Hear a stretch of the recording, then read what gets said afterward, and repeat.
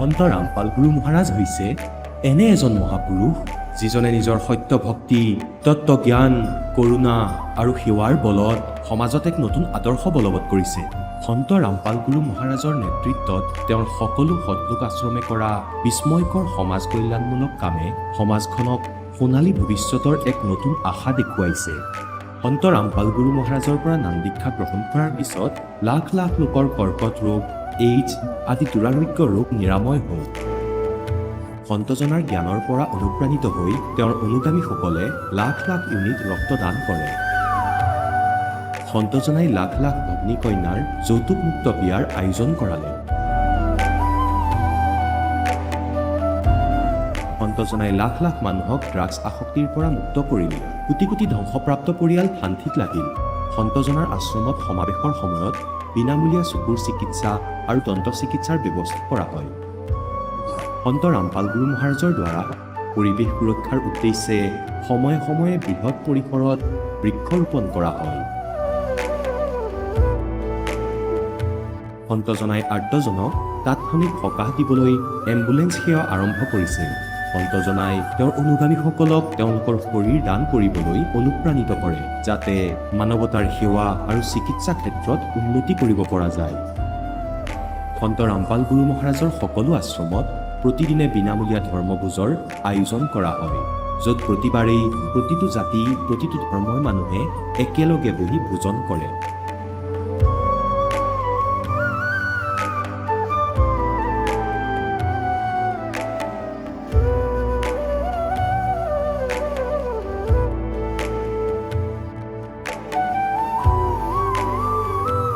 সন্ত ৰামপাল গুৰু মহাৰাজৰ আশ্ৰমত সহস্ৰাধিক বৃদ্ধ বৃদ্ধাই শ্ৰদ্ধা আৰু মৰমেৰে জীৱন যাপন কৰাৰ সুযোগ পায়।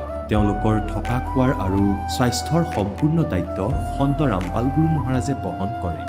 অনাথ শিশুৰ বাবে সন্ত ৰামপাল গুৰু মহাৰাজৰ সকলো আশ্ৰম বিশেষ বৰদানতকৈ কম নহয়, য'ত তেওঁলোকক শিক্ষা, সংস্কাৰ আৰু ভৱিষ্যতৰ বাবে উন্নত সুবিধা প্ৰদান কৰা হয়। বানপানী, ভূঁইকঁপ বা মহামাৰী যিয়েই নহওক, সন্ত ৰামপাল গুৰু মহাৰাজ আৰু তেওঁৰ অনুগামীসকল সদায় আৰ্তজনৰ বাবে আগৰণুৱা হৈ থাকে। কোভিড মহামাৰীৰ সময়ত সন্ত ৰামপাল গুৰু মহাৰাজৰ আশ্ৰমৰ পৰা কোটি কোটি লোকক খাদ্য, ঔষধ আৰু জীৱন ৰক্ষক সামগ্ৰী যোগান ধৰা হৈছিল। দুখীয়াক সকাহ কৰাই হওক বা যিকোনো শোষিত বা নিপীড়িত শ্ৰেণীৰ অধিকাৰ আৰু মৰ্যাদাৰ বাবে যুঁজ দিয়াই হওক, সন্ত ৰামপাল গুৰু মহাৰাজে সদায় তেওঁলোকৰ সকলো ন্যায্য দাবী চৰকাৰৰ ওচৰলৈ লৈ গৈছে আৰু তেওঁলোকক উপযুক্ত ন্যায় প্ৰদানৰ ক্ষেত্ৰত গুৰুত্বপূৰ্ণ ভূমিকা পালন কৰি আহিছে। সমাজত আধ্যাত্মিক আৰু সামাজিক মূল্যবোধৰ প্ৰতি সজাগতা অনাৰ প্ৰতিটো পদক্ষেপতে সন্ত ৰামপাল গুৰু মহাৰাজ মানৱতাৰ প্ৰকৃত সেৱক হিচাপে প্ৰমাণিত হৈছে। সন্ত ৰামপাল গুৰু মহাৰাজৰ জীৱনে আমাক শিকাইছে যে প্ৰকৃত সেৱা সেইটোহে যিটো নিস্বাৰ্থভাৱে কৰা হয়। আহক আমিও এই মহান সন্তজনৰ এই মহান সেৱাৰ কামত যোগ দিম আৰু সন্ত ৰামপাল গুৰু মহাৰাজৰ পৰা নাম দীক্ষা লৈ আমাৰ জীৱন ধন্য কৰি তোলোঁ।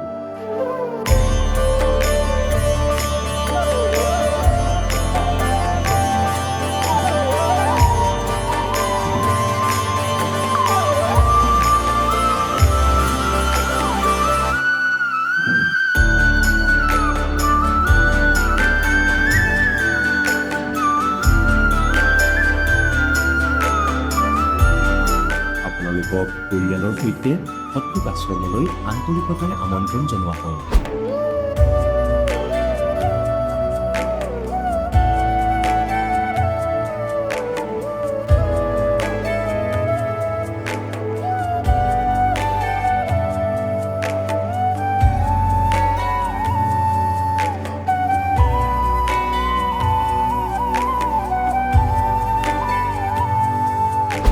প্ৰভু ৰাম, দেৱ, ভগৱান, আল্লাহ, খুদা, যীশু আদি নামবোৰ একে শক্তিৰ। তেওঁ কেনেকুৱা, ক'ত আছে, কেনেকৈ পাব, কোনে দেখিছে? এই প্ৰশ্নচিহ্নটো সম্পূৰ্ণৰূপে আঁতৰাবলৈ অৱশ্যেই শুনিব জগতগুৰু তত্ত্বদৰ্শী সন্ত ৰামপাল গুৰু মহাৰাজৰ অমৃত বচন, সকলো পবিত্ৰ ধৰ্মৰ পবিত্ৰ শাস্ত্ৰৰ আধাৰত। নমস্কাৰ। নমস্কাৰ ছাৰ। কি নাম আপোনাৰ? মোৰ নাম শিখা দিৱাকৰ। শিখা, আপুনি ক'ৰ পৰা আহিছে? ডিষ্ট্ৰিক্ট বলৌদা বাজাৰ, ষ্টেট ছত্তীশগড়। শিখা আপুনি সন্ত ৰামপালদেৱ মহাৰাজৰ পৰা নাম দীক্ষা কেতিয়া ল'লে? 27 জানুৱাৰী 2019। শিখা আপুনি ভক্তি সাধনা কৰিছিলনে? যদি ভক্তি সাধনা কৰিছিল তেন্তে কৃপা কৰি আমাৰ দৰ্শকসকলক কওক যে আপুনি কি ভক্তি সাধনা কৰিছিল। হিন্দু ধৰ্মত প্ৰচলিত সকলো দেৱী দেৱতাৰ ভক্তি কৰিছিলোঁ মই, যেনে দেৱী দুৰ্গা, গণেশ, শিৱ আৰু মই বহুত বেছি কষ্ট পোৱাৰ পিছত ভূত প্ৰেতৰ বাধা হোৱাৰ কাৰণে মই 5 বছৰ মুছলমান ধৰ্মলৈও ভক্তি কৰিছিলোঁ। আৰু মোৰ দেউতা আমি কষ্ট পাই থকাৰ কাৰণে আজমেৰ শ্বৰীফলৈও গৈছিলে আৰু তাত গৈ সংকল্প কৰিছিলে যে যদি আমাৰ সকলো দুখ কষ্ট শেষ হৈ যায় তেনেহ'লে আমি মুছলমান ধৰ্ম গ্ৰহণ কৰিম। শিখা আপুনি কৈছে যে আপুনি হিন্দু ধৰ্মত প্ৰচলিত সকলোবোৰ ভক্তি সাধনা কৰিছিল। আপোনাৰ বহুত দুখ আছিল, গতিকে আপুনি সেই দুখৰ নিবাৰণৰ বাবে মুছলিম ধৰ্মলৈও গৈছিল। তাতেও আপুনি মুছলিম ধৰ্ম সম্বন্ধীয় সকলোবোৰ ভক্তি সাধনা কৰিলে। তেন্তে শিখা আপোনাৰ কি এনেকুৱা সমস্যা আছিল যাৰ বাবে আপুনি চিন্তা কৰিবলৈ বাধ্য হ'ল যে যদি আমাৰ সমস্যাবোৰ মুছলিম ধৰ্মৰ ভক্তি সাধনা কৰিলে শেষ হৈ যায় তেন্তে আমি মুছলিম ধৰ্মলৈ কনভাৰ্ট হ'ম। আপোনাৰ এনেকুৱা কি সমস্যা আছিল? কৃপা কৰি আমাৰ দৰ্শকসকলক কওক। আমাৰ বহুত ভূত প্ৰেতৰ বাধা আছিলে। মোৰ মা সকলো সময়তে ভূত প্ৰেতৰ বাধাত গ্ৰস্ত আছিলে।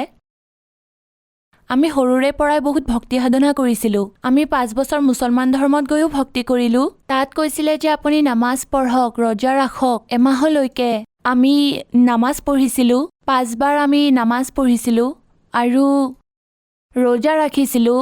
তথাপিও আমি কোনো লাভ পোৱা নাছিলোঁ।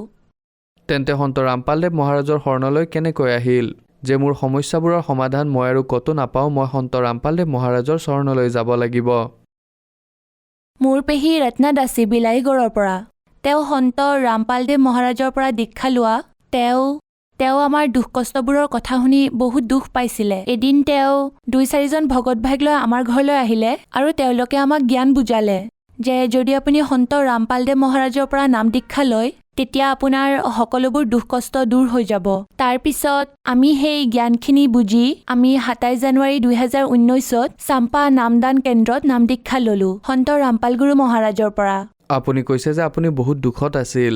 তেন্তে সন্ত ৰামপালদেৱ মহাৰাজৰ পৰা নাম দীক্ষা লোৱাৰ পিছত আপোনালোকে লাভ পালেনে? আমি বহুত লাভ পালোঁ। যেনে মোৰ বহুত ভূত প্ৰেতৰ বাধা আছিলে আৰু সকলো সময়তে মোৰ জ্বৰ, চৰ্দি, পেটৰ বিষ এইবোৰ হৈ অসুস্থ হৈয়ে থাকিছিলোঁ। এতিয়া সন্ত ৰামপাল গুৰু মহাৰাজৰ দয়াত আজিকালি কোনো ধৰণৰ অসুস্থতা অনুভৱ নকৰোঁ। মোৰ ভাল হ'ল। মোৰ দাদা আৰু মোৰ মাৰ চিকলিনৰ প্ৰব্লেম আছিল, তেজ উৎপন্ন নহৈছিলে। আমি বহুত ডক্তৰক দেখুৱাইছিলোঁ। ডক্তৰে কৈছিলে এওঁলোকে গোটেই জীৱন ঔষধ খাব লাগিব। এতিয়া সন্ত ৰামপাল গুৰু মহাৰাজৰ পৰা নাম দীক্ষা লোৱাৰ পাছত এটা ঔষধো খাবলগীয়া হোৱা নাই। আৰু মোৰ দেউতাৰ কিডনীত 11 mm পাথৰ আছিলে আৰু ডক্তৰে তেওঁক অপাৰেশ্যন কৰিবলৈ কৈছিলে, কিন্তু সন্ত ৰামপাল গুৰু মহাৰাজৰ পৰা নাম দীক্ষা লোৱাৰ পিছত অপাৰেশ্যন কৰিবলগীয়াও নহ'ল। আৰু মোৰ ককাৰ চাখৰ বেমাৰ আছিল, তেওঁকো ডক্তৰে কৈছিলে যে গোটেই জীৱনটো ঔষধ খাব লাগিব, কিন্তু সন্ত ৰামপালদেৱ মহাৰাজৰ পৰা নাম দীক্ষা লোৱাৰ পিছত এটা টেবলেটো খোৱা নাই তেওঁ। আৰু মোৰ মা আৰু মোৰ বহুত ভূত প্ৰেতৰ বাধা আছিলে, কিন্তু ভূত প্ৰেতৰ বাধা আমাৰ ওচৰলৈকো এতিয়া নাহে। এইবোৰ যে ৰিপৰ্ট, এয়া আমাৰ ঘৰৰ সকলোৰে যে অসুবিধা আছিল তাৰে ৰিপৰ্ট। সন্ত ৰামপালদেৱ মহাৰাজৰ পৰা নাম দীক্ষা লোৱাৰ পিছত আপুনি বহুত লাভ পালে। গতিকে যিসকল দৰ্শকে আপোনাক টিভিত চাই আছে আৰু তেওঁলোকো সমস্যাত আছে আপোনাৰ দৰে, আপুনি কৈছে যে আপুনি হিন্দু ধৰ্ম সম্বন্ধীয় সকলোবোৰ ভক্তি সাধনা কৰিছিল। তাত লাভ নাপাই আপুনি মুছলিম ধৰ্মলৈ গ'ল। তাত 5 বছৰ আপুনি নামাজ পঢ়িলে, ৰোজাও ৰাখিলে আৰু আপুনি এইটো কৈছিল যে যদি আপুনি সুস্থ হয় তেন্তে আপোনালোক সকলোৱে মুছলিম ধৰ্মলৈ কনভাৰ্ট হ'ব। কিন্তু সন্ত ৰামপালদেৱ মহাৰাজৰ শৰণলৈ অহাৰ পিছত আপোনালোক সুস্থ হ'ল। গতিকে যিসকল দৰ্শকে আপোনাক চাই আছে আৰু তেওঁলোকো কিবা নহয় কিবা সমস্যাত আছে, তেওঁলোকক আপুনি কি ক'ব? এয়াই ক'ব বিচাৰিম যে মানৱ জনম দুৰ্লভ হে, মিলে না বাৰম্বাৰ, দৰবাৰ সে পত্তা টুট গিৰে, বহুৰ না লগতা দৰ। যি ধৰণে গছৰ পৰা পাত এপাহ সৰি পৰিলে আকৌ তাত লাগি নধৰে, সেই প্ৰকাৰে মানৱ জীৱন বাৰে বাৰে পোৱা নাযায়। কবিৰ পৰমাত্মা গুৰু ৰামপালদেৱ মহাৰাজৰ ৰূপত আহিছে। আপোনালোকে তেওঁৰ সৎসংগ শুনক, কিতাপ পঢ়ক আৰু জ্ঞান বুজক আৰু নাম দীক্ষা লৈ নিজৰ সকলোবোৰ সমস্যা দূৰ কৰাই ল'ব পাৰে। সন্ত ৰামপালদেৱ মহাৰাজৰ পৰা নাম দীক্ষা কেনেকৈ ল'ব পাৰি? সন্ত ৰামপাল দেৱৰ পৰা নাম দীক্ষা বৰ্তমান বহুত টিভি চেনেলত তেওঁৰ সৎসংগ আহে। তাৰে তলত হালধীয়া শাৰী আহি থাকে, তাতে কণ্টেক্ট নম্বৰ দিয়া হয়। তাতে যোগাযোগ কৰি আপোনাৰ ওচৰত থকা নাম দীক্ষা কেন্দ্ৰৰ খবৰ লৈ তেওঁৰ দ্বাৰা নিজৰ মুক্তি কৰাব পাৰে। ধন্যবাদ। ধন্যবাদ। এতিয়া জগতগুৰু তত্ত্বদৰ্শী সন্ত ৰামপাল গুৰু মহাৰাজৰ সৎসংগৰ মাধ্যমেৰে সেই অদ্বিতীয় আধ্যাত্মিক জ্ঞানৰ বিষয়ে জানি লওঁ, যাৰ মাধ্যমেৰে আপোনালোকেও প্ৰাপ্ত কৰিব পাৰিব এনেকুৱা আধ্যাত্মিক, মানসিক আৰু ভৌতিক সুখ যি এতিয়ালৈকে কেৱল আপোনালোকে মীৰাবাই, ধ্ৰুৱ, প্ৰহ্লাদ আদি কেইজনমান ভক্তৰ জীৱন কথাতহে শুনিছে। এতিয়া শুনক তত্ত্বদৰ্শী সন্তৰ সৈতে শাস্ত্ৰ অনুকূল ভক্তি সৎসংগ, এনেকুৱা অদ্বিতীয় আধ্যাত্মিক জ্ঞান যাৰ প্ৰমাণ আছে সকলো ধৰ্মৰ সকলো পবিত্ৰ শাস্ত্ৰত। যে হে সত্য কবীৰ, হক্কা কবীৰ, বেএব পৰৱৰদিগাৰ, আপুনিয়ে সচ্চা কৰ্তাৰ, সমগ্ৰ সৃষ্টিৰ ৰচয়িতা আপুনি। গতিকে এই প্ৰকাৰে মহাপুৰুষসকলে পৰমাত্মাক পালে। আৰু যেনেকৈ আদৰণীয় দাদু চাহেবদেৱে যেতিয়া পৰমাত্মাক লগ পাইছিলে 7 বছৰীয়া আয়ুসত, সৰু বালক আছিলে দাদুদেৱ, পৰমাত্মাই তেওঁ সত্যলোকলৈ লৈ গৈছিল। 3 দিন 3 ৰাতি অচেতন হৈ পৰি আছিল, কোমাত আছিলে দাদু চাহেব। চাৰিওফালে হাহাকাৰ লাগিছিল। সম্পৰ্কীয়সকল একত্ৰিত হ'ল, সকলোবোৰ বৈদ্যক, জৰা ফুকা কৰা সকলক দেখুৱাই ললে, একো নহল। তৃতীয় দিনা যেতিয়া পৰমাত্মাই আত্মাটো আকৌ এৰিলে, তাৰ পিছত তেওঁ থিয় হ'ল, দেখিলে যে হাহাকাৰ লাগি আছে। সেয়াতো সপোন বুলিও ভাবিব পাৰিলে হয়। যেতিয়া দেখিলে মই ভগৱানৰ লগত গৈছিলো, মইতো পৰমাত্মাৰ লগত গৈছিলো। তাৰ পিছত 3 দিন ধৰি তাৰ চাৰিওফালে চালে, যেনেকৈ ৰাস্তাত যি লগ পোৱা যায় সকলোবোৰ দেখুৱালে দাদুদেৱক। তাৰপিছত কি ক'লে, জিন মুঝকো নিজ নাম দিয়া, সোয়ে সতগুণ হমাৰে, দাদু দুসৰা কোই নহি, वो কবীৰ শৰণ হাৰে। এতিয়া আদৰণীয় ৰামানন্দ দেৱক পৰমাত্মাই এনেকৈয়ে লৈ গৈছিল, সত্যলোকলৈ লৈ গৈছিল। তেওঁ নিজকে বিদ্বান বুলি ভাবিছিল, সংস্কৃত ভাষা ভালকৈয়ে জানিছিল, ব্ৰাহ্মণ কুলত জন্ম হৈছিল, 1400 ঋষি বনাই থৈছিল, যিসকলে তেওঁৰ পৰা পোৱা জ্ঞান জনতাৰ মাজত প্ৰচাৰ কৰিছিল। আৰু বহুত নাম আছিলে তেওঁৰ। 104 বছৰীয়া বৃদ্ধ হৈ গৈছিল ৰামানন্দ দেৱ যেতিয়া পৰমাত্মা কলিযুগত কাশীলৈ আহিছিল। তেওঁৰ লীলাময় আয়ুস 5 বছৰীয়া লীলাময় আয়ুস আছিলে, মানে 99 বছৰৰ পাৰ্থক্য আছিল। পৰমাত্মা 5 বছৰীয়া আৰু ৰামানন্দদেৱ 104 বছৰীয়া মহৰ্ষি, বিদ্বান, মুখস্থ কৰি থৈছিল চাৰিও বেদৰ মন্ত্ৰবোৰ, গীতা, পুৰাণ আৰু ধাৰাবাহিক সংস্কৃত শুনাইছিলে। যেতিয়া পৰমাত্মাই তেওঁৰ জ্ঞান জুখিলে নিজৰ জ্ঞানৰ লগত, और ज्ञान सब ज्ञानी, कबीर ज्ञान सो ज्ञानी, जैसे गोला तो बुकाबाई करता चले मैदाने। ৰামানন্দদেৱ বিষ্ণুদেৱৰ উপাসক আছিল আৰু গীতা খুব পঢ়িছিলে, একাদশীৰ ব্ৰত ৰাখিছিলে। পৰমাত্মাই এটাই প্ৰশ্ন কৰিছিল, কোন ব্ৰহ্মাৰ পিতৃ আৰু কোন বিষ্ণুৰ মাতৃ, শংকৰৰ ককা কোন, পণ্ডিত কৈ দিয়া। এতিয়া ৰামানন্দদেৱ এই কথাত হাঁহিল যে, বালক তুমি কি কৈ আছা? এওঁলোকতো অজৰ অমৰ, সৰ্বেশ্বৰ, মহেশ্বৰ, স্বয়ম্ভু, বিষ্ণু স্বয়ং মালিক, সমগ্ৰ ব্ৰহ্মাণ্ডৰ ৰচয়িতা। তেওঁৰ কোনো পিতৃ মাতৃ নাই। পৰমাত্মাই ক'লে, দেৱী ভাগৱত পঢ়ি চোৱা 3য় স্কন্ধত। এতিয়া তেওঁৰ মুখস্থ আছিল। ৰামানন্দদেৱক যেতিয়া পৰমাত্মাই কৈছিল, তেওঁ বুজিলে যে এনেকৈ লিখা আছে আৰু খুলি চালে। তাৰপিছত শিৱ পুৰাণত কৈছে যে ৰুদ্ৰ সংহিতাখন উলিওৱা 5ৰ পৰা 9 নম্বৰ অধ্যায়লৈকে। তেওঁৰ মনত আছিল, চোৱাৰ প্ৰয়োজনেই নাছিল। গতিকে শ্ৰী বিষ্ণুদেৱৰ উৎপত্তি হৈছিল কালৰূপী ব্ৰহ্মৰ পৰা, যাক তুমি সদাশিৱ বুলি কোৱা, আৰু যাক তোমালোকে শিৱা বুলি কোৱা, তেওঁ দুৰ্গা। এতিয়া সকলোখিনি বুজি ৰামানন্দদেৱ জ্ঞানত হৈ গ'ল ফেইল। তাৰপিছত ভাবিলে, মই অভ্যাস কৰোঁ, সমাধিস্থ হওঁ, ভিতৰত সমাধি লগাওঁ। তেতিয়া পৰমাত্মাই ক'লে, তেওঁ যেতিয়া ক'লে মই সমাধি লগাওঁ, বহুত দূৰলৈকে চাব পাৰোঁ ওপৰৰ দৃশ্যবোৰ। পৰমাত্মাই ক'লে সমাধি লগোৱা।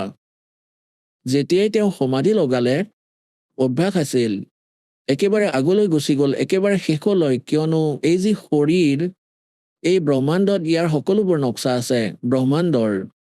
আৰু সূক্ষ্ম শৰীৰ যেতিয়া সমাধিস্থ হয় তেতিয়া নজৰ একেবাৰে বাহিৰলৈ গুচি যায়, তেতিয়া তাৰ ভিতৰত দূৰত্ব বহুত হৈ যায়, ব্ৰহ্মাণ্ডৰ শিৰত লাগেগৈ শেষলৈ। যদি কেতিয়াবা অলপমান চাব বিচাৰে ৰাতিপুৱা বা গধূলি সময়ত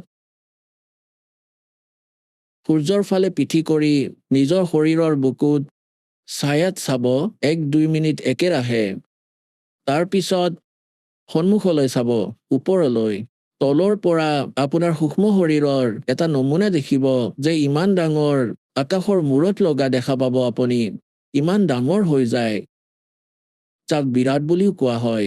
কিন্তু এইবোৰৰ মাজত আপুনি নপৰিব, কেৱল জ্ঞান বুজিবলৈহে আপোনাক এয়া হিং দিয়া হৈছে। যেতিয়া তেওঁ আগলৈ গৈ পালে এতিয়া ত্ৰিকুটিত গৈ ত্ৰিবেণীলৈ গৈ এতিয়া 3টা ৰাস্তা হৈ যায়। त्रिवेणी गई कोआ है योगी प्राणायाम कर जीता सकल शरीर और त्रिवेणी के घाट पर वह अटक रहे बलबीर। এতিয়া পৰমাত্মা 5 বছৰীয়া আয়ুষত ওপৰত বহি থকা দেখিলে, তাত গৈ থিয় হ'ল যে স্বামীদেৱ আগলৈ যাব নেকি? ক'লে মই ইয়ালৈ পাৰো। এতিয়া আগলৈ কেনেকৈ যাব? কলৈ যাব? ক'লে নাজানো। কলৈ যাম? ভ্ৰমিত হোৱাৰ অভ্যাস হৈ গ'ল, ওপৰত কেইটামান দৃশ্য দেখিলে হৈ গ'ল পাৰ। পৰমাত্মাই ক'লে 3টা ৰাস্তা আছে, মই কৈ আছো এই ৰাস্তাটো আপোনাৰ মৃত্যুৰ পিছত খোল খাব, তেতিয়া আপুনি যাব ধৰ্মৰাজৰ লোকলৈ, তেওঁৰ লোকলৈ পঠিয়াই দিয়া হ'ব, আৰু আপুনি ঈশ্বৰৰূপত যাক সাধনা কৰিছে তেওঁৰ লোকলৈ পঠিয়াই দিয়া হ'ব। আৰু যদি আপুনি বিষ্ণুদেৱৰ উপাসক তেন্তে বিষ্ণুদেৱৰ লোকলৈ যাব, আৰু বিষ্ণুদেৱ নাশবান, তেওঁৰ জন্ম মৃত্যু হয়, আপুনি ভাগৱতত পঢ়িছেই, দেৱী পুৰাণত।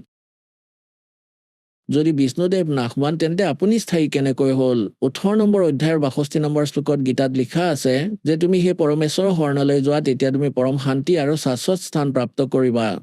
গীতাৰ অধ্যায় নম্বৰ 15 শ্লোক নম্বৰ 4ত কৈছে তত্ত্বদৰ্শী সন্তৰ প্ৰাপ্তিৰ পিছত তত্ত্বজ্ঞানেৰে সেই অজ্ঞানৰূপী অস্ত্ৰৰে সেয়া কাটি তাৰপিছত পৰমেশ্বৰৰ সেই পৰম পদৰ সন্ধান কৰিব লাগে, যলৈ যোৱাৰ পিছত সাধক আৰু উভতি সংসাৰলৈ কেতিয়াও নাহে। আপুনি বিষ্ণুদেৱৰ পূজাৰী। ৰামানন্দদেৱে কৈছিলে যে শ্ৰীকৃষ্ণদেৱ বিষ্ণু আৰু শ্ৰীকৃষ্ণই গীতা কৈছে, গীতাৰ জ্ঞান দিছে। পৰমাত্মাই ক'লে আপোনাৰ কথা মানি লৈছো বাৰু, আপুনি মানে শ্ৰীকৃষ্ণই হ'ল বিষ্ণু, আৰু শ্ৰীকৃষ্ণই এই গীতাৰ জ্ঞান দিছে, আৰু আপুনি এওঁক অজৰ অমৰ বুলি কৈছে।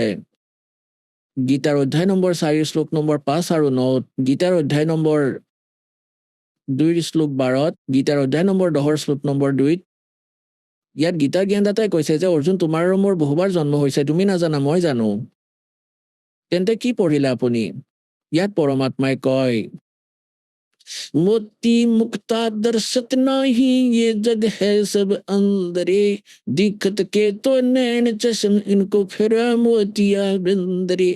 দেখাত বিদ্যান গোস্বামী বুলি কয়, ভাবিছিলো সকলো সদগ্ৰন্থই জানে কিন্তু কখনো নাজানে। বিষ্ণুদেৱৰ পূজাৰী হৈ অজৰ অমৰ বুলি কোৱা, তেওঁ নিজে কয় মোৰ জন্ম মৃত্যু হয়, আৰু কয় সেই পৰমেশ্বৰৰ শৰণলৈ যোৱা, নিজতকৈ ভিন্নজনৰ শৰণলৈ যাবলৈ কৈছে। সেই পৰমাত্মা কোন? ফিউজ হৈ গ'ল লালা পণ্ডিত, মুখ ফুলাই বহি পৰিল ত্ৰিবেণীত। পৰমাত্মাই ক'লে সন্মুখৰ ৰাস্তাটো ব্ৰহ্মৰন্ধ্ৰলৈ যায়, এয়া তোমাৰ কোনো মন্ত্ৰৰ দ্বাৰাই খোল নাখায়, না ৰাধে ৰাধে বুলি ক'লে, না ওম নমঃ শিৱায়ৰে, না ওম ভগৱতে বাসুদেৱৰ পৰা, না তোমাৰ সহস্ৰ নামেৰে। মোৰ তাত আছে সেই মন্ত্ৰ সতনাম, য'ত 2টা আখৰ আছে। মই সতনামৰ জপ কৰিলে সন্মুখৰটো খোল খাব, আপুনি প্ৰথমে কৰি চাওক। তেওঁ সকলো কৰিলে, খোল নাখালে। পৰমাত্মাই ক'লে মোৰ মন্ত্ৰটো কৰোনে? যি মন্ত্ৰত য'ত মোৰ শক্তি আছে, মই যি মন্ত্ৰ দিওঁ সেয়া কিমান শক্তিশালী। পৰমাত্মাই স্মৰণ কৰিলে, সন্মুখৰ ৰাস্তাটো এনেদৰে খোল খাই গ'ল, আৰু ক'লে আহা মোৰ লগত। যেতিয়া ওপৰলৈ নিলে কালৰ লোক দেখিলে, যাক নিৰাকাৰ বুলি কোৱা সেয়া চোৱা বহি আছে, এয়া ব্ৰহ্মা বিষ্ণু মহেশ্বৰৰ পিতা। তাৰপিছত 11 নম্বৰ দুৱাৰ পাৰ কৰি এই অক্ষৰ পুৰুষৰ লোকত এই 7 শংখ ব্ৰহ্মাণ্ডত প্ৰৱেশ কৰিলে, তাৰপিছত সেয়া পাৰ কৰি 12 নম্বৰ দুৱাৰ পাৰ কৰি সত্য লোকলৈ গ'ল। এতিয়া সময় বেছি নলওঁ, তাতে দেখুৱাই পৰমাত্মাক দেখিলে সিংহাসনত বহি আছে একে 5 বছৰীয়া বালক, অনন্ত কোটি ব্ৰহ্মাণ্ডৰ সিংহাসনত। ইমান তেজুময় শৰীৰ আছিলে তেওঁৰ, এডাল নোমৰ গুৰিৰ সুবাত কোটি চন্দ্ৰ কোটি সূৰ্য মিলাই দিয়া। প্ৰথমতে বেলেগ ৰূপত বহি আছিলে, তাৰপিছত অন্তৰ্ধান হ'ল, তাৰপিছত বালকত প্ৰৱেশ কৰিলে, বালক ৰূপত বিৰাজমান হ'ল। তাৰপিছত তেওঁক এৰি দিলে যে যাওক আপুনি উভতি। যেতিয়া সমাধিত আকৌ ঘূৰি আহিল, সন্মুখত ভগৱানক বহি থকা দেখিলে, 5 বছৰীয়া বয়সৰ বালকক তলত বহি থকা, ওপৰতো দেখিছিলে। তেতিয়া কৈছিল, बोलत रामानंद जी, सुनो कबीर करतार, गरीबदास सब रूप में तू ही बोल रहा, दो थोड़ है एक तू और वह एक से दो, और गरीबदास समकारणे तुम आई हो मग्न। গতিকে পৰমাত্মা কোন হয়, কেনেকুৱা, ক'ত থাকে, তেওঁ পোৱাৰ বিধি কি, এয়া ইমানখিনি আধ্যাত্মিক জ্ঞান। আৰু এয়া সিদ্ধ কৰিবলৈ হু ইজ গড, কোন হয় পৰমাত্মা আৰু কেনেকুৱা হয়, তেওঁৰ ফৰ্ম কি, ক'ত থাকে, আৰু তেওঁক পোৱাৰ বিধি কি। এই তিনিটাতো আপোনাক কৈ দিলো যে কোন হয় ভগৱান, কি লীলা কৰে ভগৱানে, পৰমাত্মা কেনেকুৱা, ক'ত থাকে ভগৱান, আৰু কেনেকৈ পোৱা যায়, এয়া অহা সৎসংগত কম। বলো সতবুদ্ধি।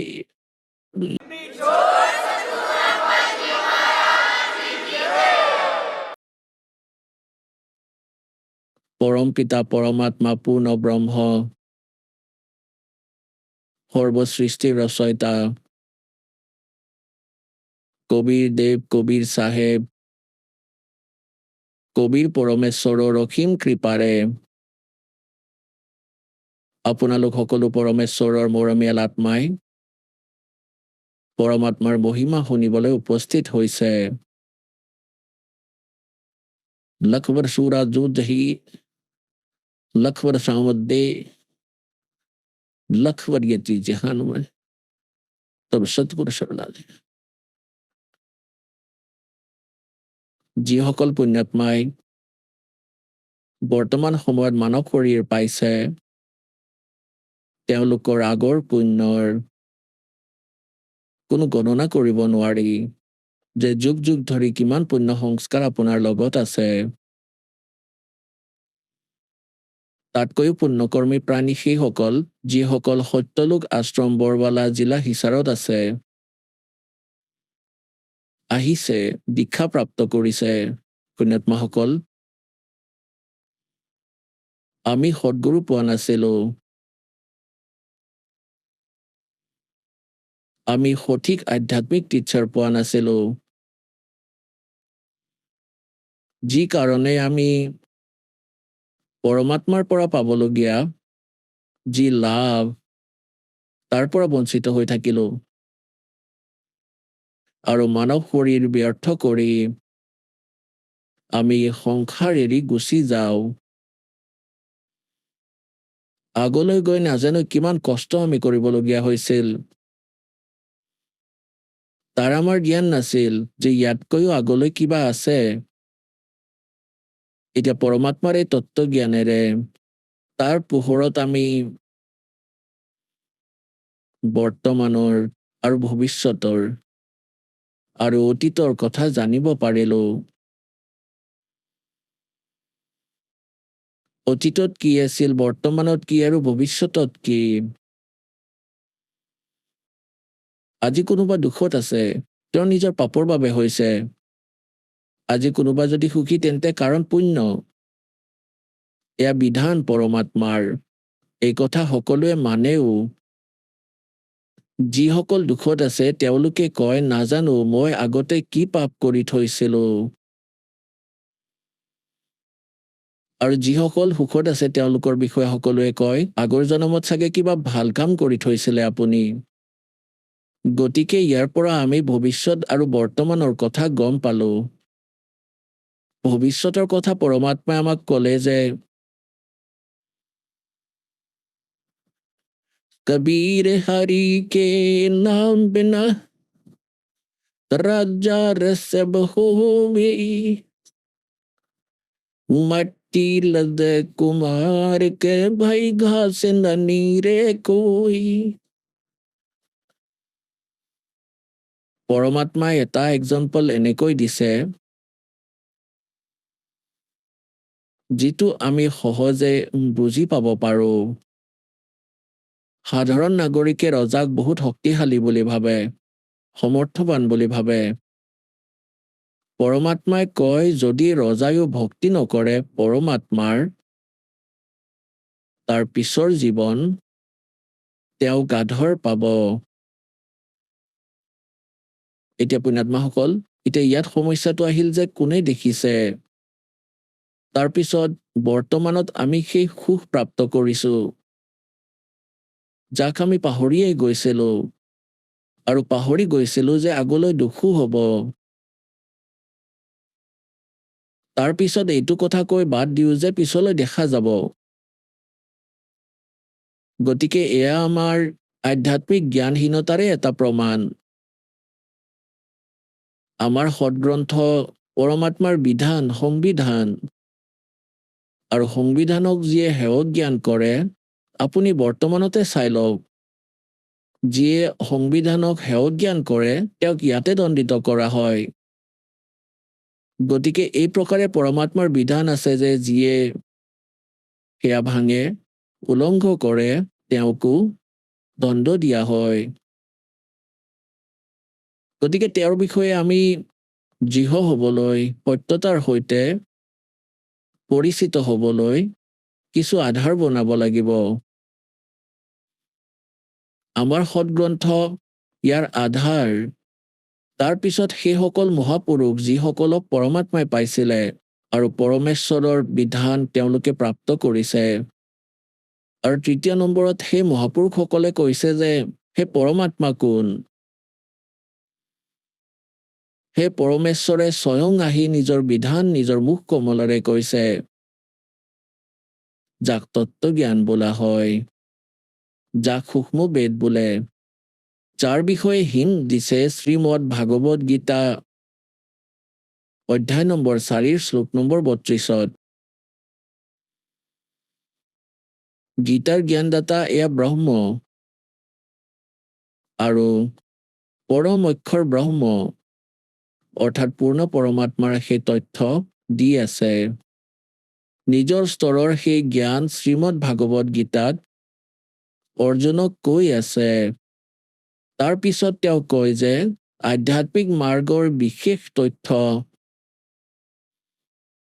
পৰমাত্মাই স্বয়ং আহি নিজৰ মুখ কমলেৰে জ্ঞান দিয়ে। সেই পৰমাত্মাৰ মুখেৰে উচ্চাৰিত বাণীক তত্ত্বজ্ঞান বোলা হয়। তাত ধাৰ্মিক যজ্ঞৰ, ধাৰ্মিক অনুষ্ঠানৰ তথ্য বিস্তাৰিতভাৱে কোৱা হৈছে।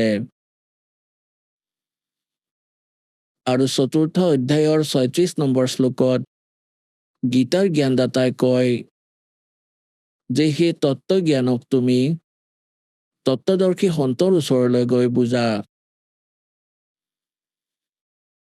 তেওঁক দণ্ডৱত প্ৰণাম কৰিলে, কপটতা এৰি তেওঁৰ সেৱা কৰিলে, সেই তত্ত্বদৰ্শী সন্তই তোমাক পৰমাত্ম তত্ত্বৰ তথ্য তথা তত্ত্বজ্ঞানৰ উপদেশ কৰিব। ইয়াৰ পৰা এইটো সিদ্ধ হ'ল যে গীতাত সেই জ্ঞান নাই। যদি সেই জ্ঞান শ্ৰীমদ ভাগৱত গীতাত থাকিলে হয় তেনেহলে ক'লে হয় সেইটো অধ্যায়ত পঢ়িবা। আৰু ইয়াৰ পৰা এইটো সিদ্ধ হ'ল যে সেইজন পৰমাত্মা বেলেগ, গীতাৰ জ্ঞানদাতাতকৈ, আৰু তেওঁৱেই মুক্তিদায়ক। তেওঁ কোৱা যি জ্ঞান আছে সেয়া তত্ত্বজ্ঞান। 4ৰ্থ অধ্যায়ৰ 32 নম্বৰ শ্লোকত অনুবাদকৰ্তাসকলে এটা ভুল কৰিছে। ইয়াত এটা ব্ৰাহ্মণে বুলি শব্দ আছে, ব্ৰাহ্মণে। এওঁলোকে ব্ৰাহ্মণে শব্দৰ অৰ্থ কৰি দিলে বেদ। আৰু সেই একে ব্ৰাহ্মণে শব্দ আছে গীতাৰ অধ্যায় নম্বৰ 17 শ্লোক নম্বৰ 23। তাত এই অনুবাদকৰ্তাসকলেই ব্ৰাহ্মণে শব্দৰ অৰ্থ কৰিছে সচিদানন্দ ঘন ব্ৰহ্ম, মানে পৰম অক্ষৰ ব্ৰহ্ম, যাৰ বিষয়ে গীতাৰ অধ্যায় নম্বৰ 7 শ্লোক নম্বৰ 29 গীতাৰ জ্ঞানদাতাই কয় যে যিয়ে তৎব্ৰহ্মৰ সৈতে, সকলো আধ্যাত্মিক জ্ঞানৰ সৈতে আৰু সকলো কৰ্মৰ সৈতে পৰিচিত হৈ যায় সেই ব্যক্তি, তেন্তে তেওঁ বৃদ্ধাৱস্থা আৰু মৃত্যুৰ পৰা বচাৰহে প্ৰযত্ন কৰে। জৰা মানে বৃদ্ধাৱস্থাৰ কষ্ট, মৰণ মানে মৃত্যু, অৰ্থাৎ যিয়ে ইয়াৰ পৰা জন্ম মৃত্যুৰ কষ্টৰ পৰা বাচিবলৈ সাধনা কৰে, সংসাৰৰ আন কোনো ইচ্ছা নাৰাখে, তেওঁ সেই তৎব্ৰহ্মৰ সৈতে পৰিচিত হৈ গৈছে, সকলো আধ্যাত্মিক জ্ঞানৰ সৈতে পৰিচিত আৰু সকলো কৰ্মৰ সৈতে পৰিচিত। অৰ্জুনে অষ্টম অধ্যায়ৰ প্ৰথম অন্তত সুধিছে যে কিম তৎব্ৰহ্ম, সেই তৎব্ৰহ্ম কি? गीता ज्ञानदाता ने 8वें अध्याय के 3 श्लोक में কৈছে সেইজন পৰম অক্ষৰ ব্ৰহ্ম, অৰ্থাৎ গীতাৰ জ্ঞানদাতাতকৈ বেলেগ তেওঁ। গতিকে আমি আমাৰ এই আধ্যাত্মিক মাৰ্গত আগবাঢ়িবলৈ কিছুমান আধাৰ বনাব লাগিব। আজিলৈকে আমি যিবোৰ সন্ত বা পন্থলৈ গৈছো বা তেওঁলোকৰ কিবা অভিজ্ঞতা আমি পঢ়িছো, তেওঁলোকৰ তাৰে প্ৰায়বিলাক বিচাৰে বেলেগ বেলেগ। তেওঁলোকৰ সাধনাৰ মাজত পাৰ্থক্য দেখা যায়। গতিকে গীতাৰ অধ্যায় নম্বৰ 2 শ্লোক নম্বৰ 53 কৈছে যে অৰ্জুন, যি সময়ত তোমাৰ বুদ্ধি ভ্ৰমিত কৰা ভিন্ন ভিন্ন বিচাৰৰ পৰা আঁতৰি এটা পৰমতম জ্ঞানত স্থিৰ হ'ব, তেতিয়া তুমি যোগী হবা। যোগী মানে ভগত। তেতিয়াহে আপোনাক ভগত বুলি কোৱা হ'ব, নহ'লেতো আপুনি যলৈ যায় তেওঁলোকৰতো তত্ত্বজ্ঞান নায়েই। কোনোবা পাগলে আপোনাক যি টি কৈ তাৰ পৰা পঠিয়াই দিয়ে, আপোনাক সুমাৰ্গৰ পৰা বিচলিত কৰি কুমাৰ্গলৈ ঠেলি পঠিয়ায়। আৰু যি সময়ত আপুনি তত্ত্বজ্ঞানৰ সৈতে দৃঢ় হ'ব, লাগিলে আপোনাৰ সন্মুখত ব্ৰহ্মা বিষ্ণু মহেশ্বৰে আহক, আপোনালোকৰ জ্ঞান খেলি মেলি হ'ব নোৱাৰে, তেওঁলোককে বিচলিত কৰি দিবা। এয়া এনেকুৱা জ্ঞান।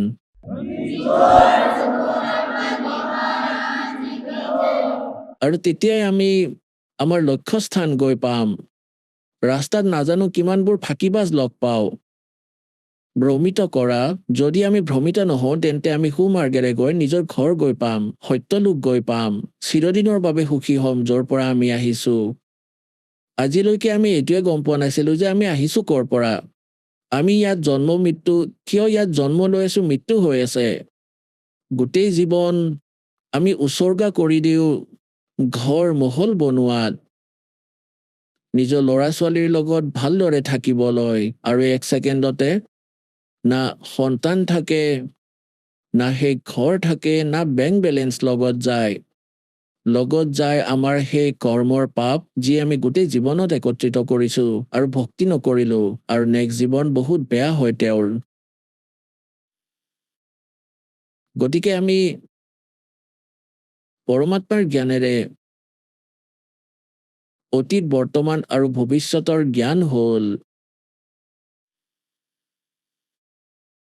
এতিয়া কোনোবা এজন ব্যক্তি আছে, মানৱ শৰীৰ সকলোৰে সমান, কৰ্মত কিমান পাৰ্থক্য। গতিকে এই কৰ্ম কৰিছিলা কেতিয়া? আগৰ জন্মত, অতীতত। গতিকে অতীত আজি বৰ্তমানত ফলিব, আৰু আজিৰ বৰ্তমানৰ পৰাই আমাৰ ভৱিষ্যত হ'ব। সেইবাবে সৎসংগলৈ আহিলে, পৰমাত্মাৰ তত্ত্বজ্ঞানৰ সৈতে পৰিচিত হ'লে প্ৰাণীয়ে নিজৰ উদ্দেশ্য প্ৰাপ্ত কৰিব, বুজিব যে মানুহৰ উদ্দেশ্য কি।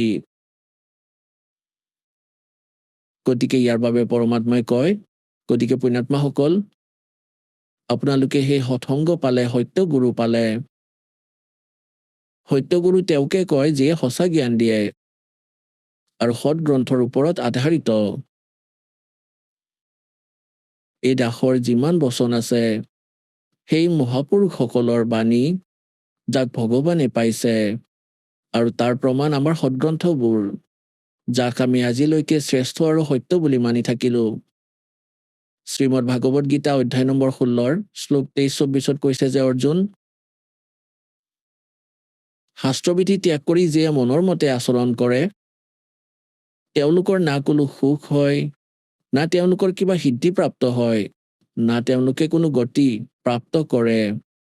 আৰু আমি এই 3টা বস্তুৰ কাৰণেই ভক্তি কৰো, মুক্তি, সংসাৰত যাতে সুখত থাকো, আৰু আমি কিছু সিদ্ধি প্ৰাপ্ত কৰো। সিদ্ধি মানে আমাৰ কাৰ্য সিদ্ধ হওক, আৰু সৎভক্তি কৰিলে এই সিদ্ধিবোৰ পোৱা যায়, যিবোৰ সিদ্ধিৰ আধাৰত 1-2টা সিদ্ধি প্ৰাপ্ত কৰি কিছুমানে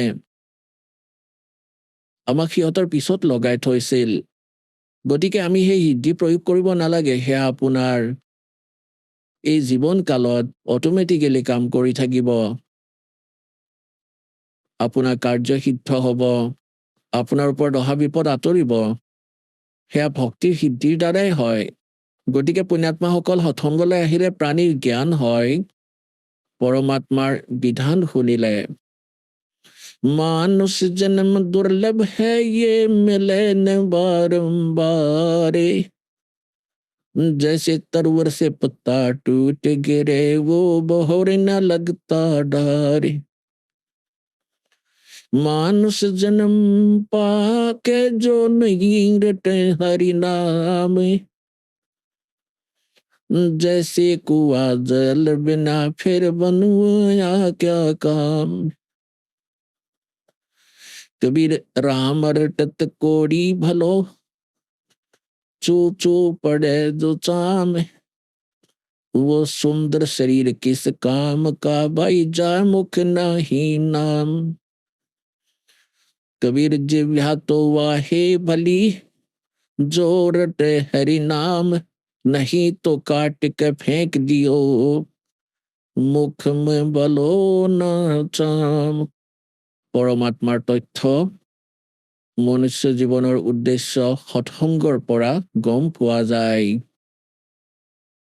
আৰু আজিলৈকে আমি সৎসংগ নাপালো। যিসকল মহাপুৰুষক আমি বিদ্বান বুলি মানিছিলো, তেওঁলোকৰ আধ্যাত্মিক মাৰ্গৰ একো জ্ঞান নাছিলে। তেওঁলোকে কেৱল সংস্কৃত ভাষাহে জানিছিলে। তাৰ বিষয়ে সূক্ষ্ম বেদত কৈছে যে পেড পুছ কো পণ্ডিত পকড়ে, बेड पूछ को पंडित पकड़े, ये भादो नदी विहंगा, गरीब दास वो भौजल डूबे, जिन नहीं साध सत्संगा। परमेश्वरे कहे, कबीर साहिबे कहे, कबीर इस संसार को समझाऊं के बार, और पूछ पकड़ के बेड की, ये उतरा चाम पार। যেনেকৈ ভাদ মাহত বহুত বৰষুণ দিয়ে, নদীবোৰ একেবাৰে ফুল চুইঙত ববলৈ ধৰে, পাৰবোৰ খহাই বহুত ভয়ংকৰভাৱে নদীবোৰ বয়, সোঁতবোৰ বেগী হয়। সেই নদী পাৰ কৰিবলৈ যদি কোনোবাই এইটো কয় ছাগলীৰ নেঙুৰত ধৰা, তোমাক এই সোঁত পাৰ কৰাই দিব। যদি তেওঁ সেইজনৰ কথা শুদ্ধ বুলি ভাবি ছাগলীৰ নেঙুৰত ধৰি নদীত জঁপিয়াই দিয়ে, তেন্তে আণ্ডাৰষ্টুড তেওঁৰ লগত কি হ'ব। ইয়াত পৰমাত্মাই কয়, কবীৰ সংসাৰ নে সমঝাও কে বাৰ, और বূঝ পকড় কে ভেड़ की ये उतरा चाम पार।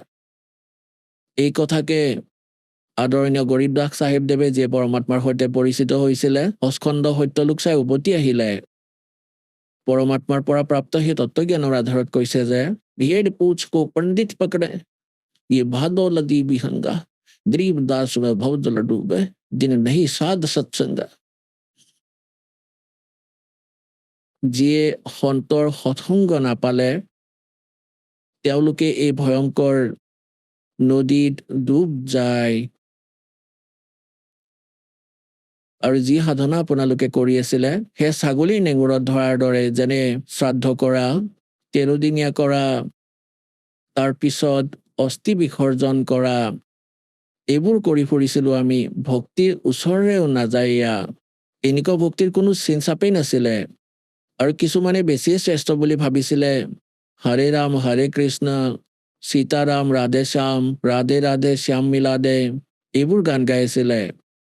ইয়াতকৈও যদি কোনোবা ওপৰত আছে, তেওঁ কয় ওম নাম আটাইতকৈ ডাঙৰ, ইষ্টে বৰা না কৈ, ওম নাম কা জাপ কৰে শুদ্ধাত্মা হৈ। গতিকে এয়া আধৰুৱা জ্ঞান, এয়া ছাগলীৰ নেঙুৰ আছিল।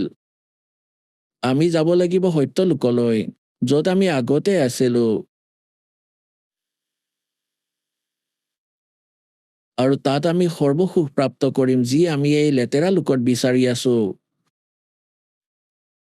এই পৃথিৱীত আৰু কাল ব্ৰহ্ম, যাৰ নাম ওম, সেয়া ব্ৰহ্ম। ইয়াৰ ওপৰত দুটা শক্তি আৰু আছে ব্ৰহ্মতকৈ ওপৰত, এটা পৰব্ৰহ্ম আৰু এজন পৰম অক্ষৰ ব্ৰহ্ম। এওঁলোককে আন শব্দত কয়, যেনেকৈ ব্ৰহ্মক কয় ক্ষৰ পুৰুষ বা ক্ষৰ ব্ৰহ্ম। শ্ৰীমদ ভাগৱত গীতা অধ্যায় নম্বৰ 15 শ্লোক 16 আৰু 17 এই তিনিজন পুৰুষৰ, এই তিনিজন প্ৰভুৰ তথ্য আছে। আমাৰ যিসকল গুৰু আছিলে, ঋষি মহৰ্ষি আছিলে, এওঁলোক আমাৰ সদগ্ৰন্থৰ চিলেবাছৰ সৈতে পৰিচিত নাছিল, কিনো টিচাৰ আছিল।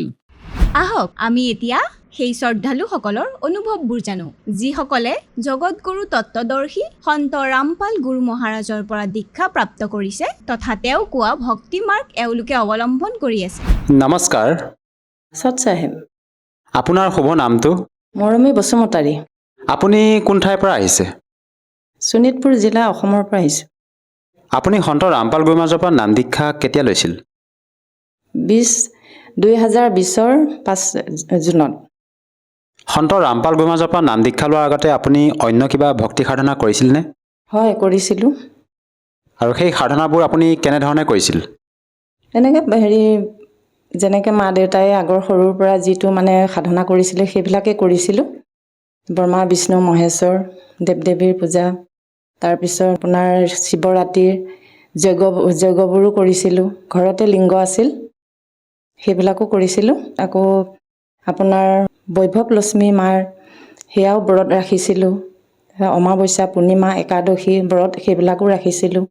আপুনি যিহেতু আপোনাৰ হিন্দু সমাজত প্ৰচলিত পৰম্পৰাগত সাধনা আপুনি কৰি আছিলে আৰু আপুনি মত ব্যক্ত কৰিছে যে আপুনি শিৱ পূজাও কৰিছিল, সেই সাধনাবোৰ কৰি থকা স্বত্বেও আপুনি সন্ত ৰামপাল গুৰু মহাৰাজৰ শৰণলৈ কিয় আহিব লগা হ'ল?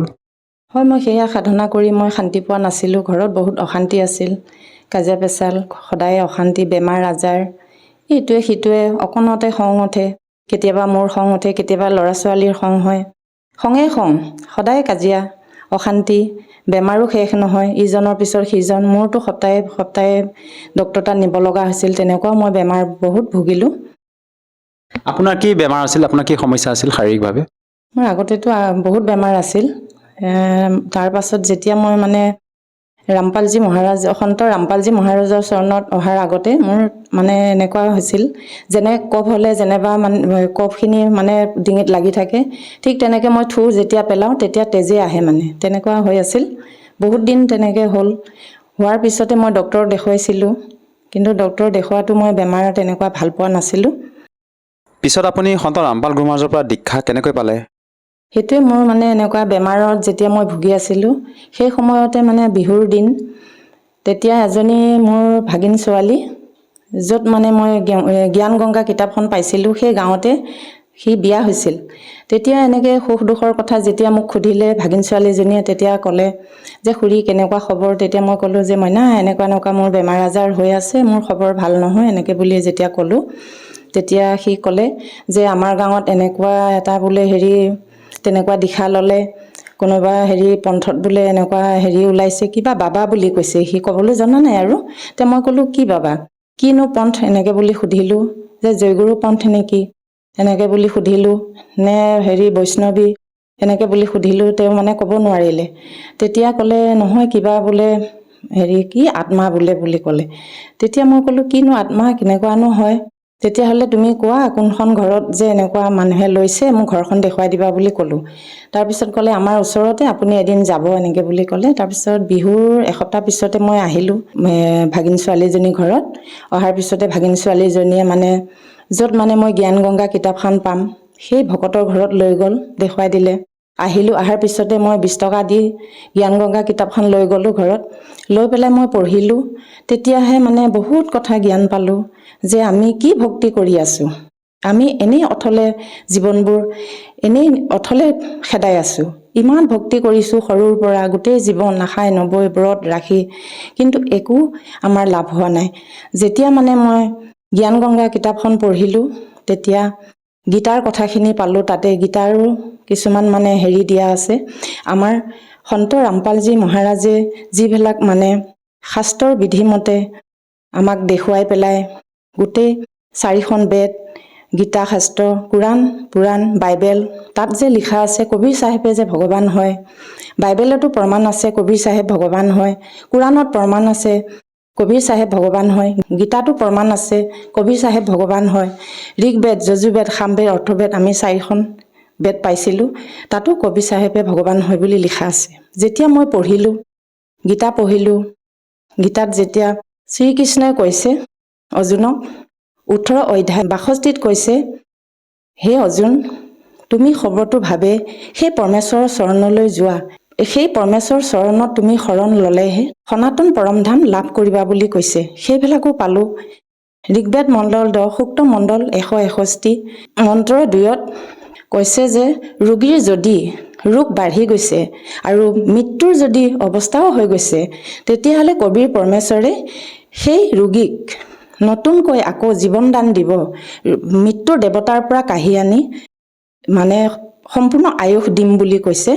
আৰু ঋগবেদ মণ্ডল 10, সূক্ত মণ্ডল 161 মন্ত্ৰৰ পাছত কৈছে, যদি কোনোবা ভকতৰ চকু যদি একেবাৰে সম্পূৰ্ণ বেয়া হৈ গৈছে, সেই ভকতকো যদি ভক্তি কৰে, পৰমাত্মাৰ চৰণত আহি যদি ভক্তি কৰে, তেতিয়াহ'লে তেওঁৰ চকু সম্পূৰ্ণকৈ ভাল কৰি দিম, তেনেকুৱা প্ৰমাণ আছে। সেইবিলাক পঢ়িলোঁ। তাৰপিছত গীতাত আছে 16 অধ্যায় 23ত কৈছে, যি পুৰুষে শাস্ত্ৰবিধি ত্যাগ কৰি নিজৰ ইচ্ছামতে বোলে পূজা পাতল কৰিলে তেওঁৰ কোনো শান্তি নহয়, সুখো নাই আৰু সাধনা ব্যৰ্থ বুলি কৈছে। আমি সেয়ে সাধনা কৰি আছিলোঁ। তেতিয়া মই যেতিয়া গীতা পঢ়িলোঁ, তেতিয়াহে গম পালোঁ সেইবিলাক কথা। মই আগৰ পৰাই গীতা পঢ়িম বুলি ভাবিছিলোঁ, কিন্তু আমাৰ মানুহসকলে কয় যে গীতা পঢ়িলে বোলে বেয়া, পগলা হয়। সেয়া মই কিন্তু গীতা পঢ়া বহুত আগ্ৰহ আছিল আগতে, কিন্তু ভাগ্যও নাছিল নেকি। যেতিয়া মই জ্ঞান গংগা কিতাপখন পঢ়িলোঁ, তেতিয়া মই গীতাৰ জ্ঞানখিনি পালোঁ। সেইখিনি জ্ঞান পাই তেতিয়া নিজকে ভাবিলোঁ, হে ভগৱান, আমিতো বহুত ডাঙৰ ভুল কৰি আছোঁ। যোনে যি কয়, লোক বেদৰে কোনোবাই যদি কয় আপোনাৰ ঘৰত এনেকুৱা চাকি জ্বলাওক, আপোনাৰ শান্তি হ'ব, তেনেকৈ মই ৰাস্তা পদূলিতো মই তেনেকৈ চাকি দিছিলোঁ। 8টাকৈ মই চাকি জ্বলাইছিলোঁ, ৰাতিপুৱা আৰু ৰাতি। কমচে মই যেতিয়া মন্দিৰত সোমাওঁ 1 ঘণ্টা মোৰ হৈ যায়, বাচন বৰ্তন ধুওঁতে, গোটেইখিনি কৰোঁতে পূজা পাতল কৰোঁতে মোৰ 1 ঘণ্টা সময় হয়। ইমান সময় দিও কোনো দিন ঘৰত শান্তি নাছিল, বহুত অশান্তি জীয়াই আছিলোঁ। হয়তো আজি মই সন্ত ৰামপালজী মহাৰাজৰ চৰণত নাহিলে মই আজি এই ঠাইত নাথাকিলোঁ হয়, আপোনালোকৰ ওচৰত এই বাৰ্তা দিব নোৱাৰিলোঁ হয়। তাৰপিছতে আকৌ এবছৰ পিছতে আৰু মোৰ ছোৱালীৰ বহুত ডাঙৰ বেমাৰ হ'ল। 7-8জন ডক্তৰে তেওঁৰ বেমাৰ ধৰিব নোৱাৰিলে। মোৰ ছোৱালী একেবাৰে চিৰিয়াছ। 8 মাহ 1 বছৰ একো নাখায়, মাত্ৰ 3 মাহ পানী খাই আছে। তাৰ পাছত মই এজন ভকতে আহিলে, তেতিয়া মোৰ 2022 চনৰ কথা। তেতিয়া ভকতজন আহি দেখিলে মোৰ ছোৱালীজনীৰ অৱস্থা বহুত বেয়া। ভকতজনে ক'লে যে আপুনি নাযায় নেকি, আপোনালোকৰ ইমান 4জন মানুহে দিশা লৈ থৈ দিছে, কিন্তু তাত দিল্লীত কিয় নাযায় বুলি সুধিলে। তেতিয়া মই ক'লোঁ, ভকতজী, মোৰ ছোৱালীটোৰ অৱস্থা একেবাৰে বেয়া, মই এনেকুৱা বেমাৰী অৱস্থাত ছোৱালীজনী মই কেনেকৈ এৰি থৈ যাম বুলি ক'লোঁ। তেতিয়া ছোৱালীজনীয়ে শুনি ক'লে, নাই মা, মই মৰিলে মৰি যাম, তোমাৰ কাম তুমি কৰা, তোমাৰ নিজৰ কাৰণে তুমি দিল্লীলৈ যোৱা বুলি ক'লে। তেতিয়া মই ভাবিলোঁ, হয়, নিজৰটো নিজে, সেইটোতো সত্য হয়। তেতিয়া মোৰ ছোৱালীজনীয়ে যেতিয়া মোক সাহস দিলে, মা মৰিলে মই মৰি যাম, তই মাত্ৰ গৈ আহ বুলি ক'লে। তেতিয়া ভকতজনে, মোৰ টিকেটো কৰা নাছিলোঁ, পৰমাত্মাই এনেকুৱা দয়া কৰিলে, মোৰ পইচাও নাছিলে টিকেট কৰিবৰ কাৰণে। তেতিয়া ভকতজনে কৈছে, মই কালি ফ্লাইটত যাম, যাই যদি আপুনি ওলাক বুলি ক'লে। তেতিয়া মই বহুত দিনৰ 5-6 বছৰমানৰ পাব লগা 30,000 টকা মানে মানুহ এজনে দিব লগা আছিলে। সেই মানুহজনে আৰু এজন দাদাৰ লগত আহি কৈছে, বাইদেউ আপোনাৰ পইচাটো কালি 8টামান বজাত আনিব যাব বুলি ক'লে। তেতিয়া মই ভাবিলোঁ, হে ভগৱান, এতিয়াতো ভকতজন গ'ল, এতিয়া মই আকৌ কালিনো কেনেকৈ টিকেট কৰোঁ। তেতিয়া কৈছে ভকতজনে, যদি আপুনি যায় তেতিয়াহ'লে মোৰ লগতে ফ্লাইটত টিকেট কৰি যাব পাৰিব বুলি ক'লে। তেতিয়া মোৰ ডাঙৰ ল'ৰাটো টাউনতে আছিলে। মই ল'ৰাটোক ফোন কৰিলোঁ যে, বাবা, এনেকুৱা ভকতজী আংকলে আহিছিল যে মোক কালি ধানানা ধামত মানে লগ ধৰিছে। শনিপথত আছিলে দেই, সেইবাৰত মই যোৱাবাৰত শনিপথত আছিল, ধানানা ধাম নহয়। তাৰপিছতে কৈছে, মই ক'লোঁ আৰু যদি তুমি মোক মানে ফ্লাইটৰ টিকেট কাটি দিয়া, তেতিয়াহ'লে মই কালি খুৰাৰ লগত যাম এনেকৈ বুলি ক'লোঁ। তেতিয়া ল'ৰাই ক'লে, মা এতিয়াতো 7টা 8টা বাজি গ'ল, দোকান আছেনে নাই, ফ্লাইটৰ টিকেট দোকানটো মই চাবগৈ লাগিব। তেতিয়া ল'ৰাই চালে খোলা আছে। তেতিয়া মা তুমি আহি যোৱা বুলি ক'লে। তেতিয়া মই ক'লোঁ তোৰ হাতত যদি পইচা আছে তেতিয়াহ'লে মোৰ টিকেটটো কৰি দে, আৰু কালি এই যে দাদা দুজন আহিছে পইচা দিবলৈ, কাইলৈ 8টা বজাত দিব, সেই পইচাটো তুমি লৈ ল'বা, এনেকৈ বুলি ক'লোঁ। তেতিয়া সি টিকেট কৰি দিলে। পিছদিনাখন গুচি গ'লোঁ মই ভকতজনৰ লগত, ফ্লাইটতে গুচি গ'লোঁ। গৈ মই তাৰ পৰা যেতিয়া 5 দিনমানৰ পিছত যেতিয়া ঘূৰি আহিছোঁ, তেতিয়া ছোৱালীটো একেবাৰে পানীয়ে খাই থাকে। তেতিয়া সৰু ল'ৰাটোৱে আমাৰ ক'লে যে মা, ইয়াৰ ইমান 7-8জন ডক্টৰক দেখুৱাই যদি বেমাৰটো ধৰিব পৰা নাই, তেতিয়াহ'লে এটা কাম কৰোঁ দেচোন, মোবাইলটোতে মই চাৰ্চ কৰোঁ কিনো বেমাৰ ইয়াৰ বেমাৰটো, এনেকৈ বুলি মোবাইলত চাৰ্চ কৰিলে। যেতিয়া মই তাৰমানে সৎসংগৰ পৰা আহিলোঁ, তাৰমানে সমাগমৰ পৰা আহিলোঁ, তাৰ পিছৰ কথা আৰু, তেতিয়া ল'ৰাটোৱে যেতিয়া চাৰ্চ কৰিলে তেতিয়া ক'লে অ' মা, এইটোতো দেখোন সাধাৰণে বেমাৰ, আজিৰ দিনতো এইটো সাধাৰণ বেমাৰ। বোলে কি বেমাৰ? এইটোতো টিবিৰ লক্ষণ হয়। এনেকুৱা মানে ছোৱালীজনী 45 কেজি ছোৱালীয়ে 32 কেজি হৈছে, আৰু সিটো পানী চানী নাখায়, গোটেই একে জকাটোৱে আৰু এই মানে ছাল খালী লাগি আছে মানে হাৰ্ডিত, তেনেকুৱা ধৰণৰ। তাৰপিছতে হয় নেকি এনেকৈ বুলি কৈ আকৌ ডক্টৰ তাত লৈ গ'লোঁ। আমাৰ তাতে মানে হস্পিটালত ভাল ডক্টৰ এজন আছিলে, তেওঁক দেখুৱালোঁ। তেতিয়া কফ চফ পৰীক্ষা কৰিলে। তেতিয়া ইমান গালি দিছে মানে, ইছ ৰাম আপোনালোকৰ ছোৱালীজনী মৰাই ল'লে হয়, এনেকুৱা কৰি থৈ দিছে অৱস্থা, ইয়াৰতো প্ৰাণ যাওঁ যাওঁ বুলি খুব গালি পাৰিছে। তাৰপিছত দেখুৱাই 6 মাহৰ ঔষধ দিলে। সেইটোতো আৰু আজিৰ দিনত সাধাৰণে বেমাৰ বুলি কয়, আগতেতো বাৰু ডাঙৰ বেমাৰ বুলি কৈছিলে। এতিয়াতো এইটো টিবি বেমাৰটো একেবাৰে সহজ বুলিয়ে কয়। 8জন ডক্টৰ দেখুৱায়ো সেইটো বেমাৰকে ধৰিব পৰা নাছিলে। কাৰণ এটা সময়ত তাৰমানে যেতিয়া আমি গুৰুজী চৰণত অহা নাছিলোঁ, সন্ত ৰামপালজী মহাৰাজৰ চৰণত নাহোঁতে আমিতো তেনেকুৱা বহুত মানে পণ্ডিতৰ তাত গৈছিলোঁ। পণ্ডিতৰ তাত যাওঁতে এদিন তাৰমানে তাৰ কুস্তি কৰিছিলোঁ। সেই কুস্তিত তাৰ মানে অকাল মৃত্যুৰ আছিলে ছোৱালীজনী। অকাল মৃত্যু থকাৰ কাৰণে তাক সৰুৰ পৰা আমি খুব মৰমেৰে ডাঙৰ কৰিছোঁ। তাই যি বিচাৰে তাকে দিছিলোঁ। সদায় তাই কয় কিবা এটা গালি পাৰিলে, এই ঘৰখনত কিয় জীয়াই আছোঁ, হয়তো ঔষধ খাই মৰি গ'লে হৈ যাব, ফাঁচি লাগিওতো মৰিব পাৰে, এনেকুৱা শব্দবিলাক মানে প্ৰায় কয় সি। কুস্তিতটো এনেই অকাল মৃত্যুৰ আছে, কিন্তু তাক কোৱা নাছিলোঁ আমি, আৰু ঘৰৰ কোনো ল'ৰা ছোৱালীক মই মানে কোৱা নাছিলোঁ। মাত্ৰ এটাই কৈছিলোঁ, সি যি বিচাৰে তাকেই দিবি, সি যি কয় তাকে শুনিবি, তাক কেতিয়াও দুখ নিদিবি। সেই কথাটো সদায় কৈ আছিলোঁ, মানে ককাইহঁতৰ ভাইক সকলোকে কৈ আছিলোঁ ঘৰৰ। কিন্তু মইহে অকলে জানিছিলোঁ যে তাইৰ অকাল মৃত্যুৰ আছে, কুস্তিত আছিলে। সেইটো কাৰণে চাগৈ এইটো বেমাৰ হ'ল নেকি। আজি সন্ত ৰামপালজী মহাৰাজৰ চৰণত নথকা হ'লে সেই ছোৱালীক নাপালোঁ হয় মই। তাৰপিছতে আকৌ এবছৰৰ পিছত আকৌ সৰু ল'ৰাৰ বেমাৰ হ'ল। পৰীক্ষাৰ সময়তে, পৰীক্ষা আছে 12 তাৰিখৰ পৰা 10 তাৰিখত অপাৰেশ্যন কৰিব লগা হৈছে। যিটো বেমাৰ হৈছে সেইটো বেমাৰ, তেনেকুৱা একেই ধৰণৰ বেমাৰে এজন ল'ৰাৰ মাকৰ চিনাকি। এনেকুৱা কথাই কথাই এদিন পাতোতে 21 লাখ গ'ল। 21 লাখ গৈও সেই ল'ৰাক বাচাব নোৱাৰিলে। মোৰ ল'ৰাৰো সেয়াই বেমাৰ। যেতিয়া মই সেই ল'ৰাক ডক্টৰ তাক অপাৰেশ্যন কৰিলোঁ, অপাৰেশ্যন কৰাৰ পিছত ডক্টৰে কৈছে 4 দিনত 10,000কে ঔষধ 6 মাহ খুৱাব লাগে।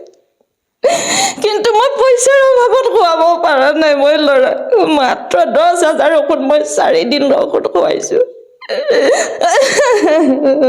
4 দিন মাত্ৰ 6 মাহ খুৱাব লাগে, মই মাত্ৰ 4 দিন খুৱাব পাৰিছোঁ।